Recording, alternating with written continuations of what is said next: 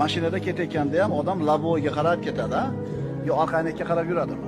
Hadeb orqaga o'gira olgan odam yurib ketar ekan, qoqilib yiqilib ketishi xavfi bor. Agar o'tmishing seni hali ham qo'yib yubormayotgan bo'lsa, demak u hali sen uchun o'tib tugamabdi.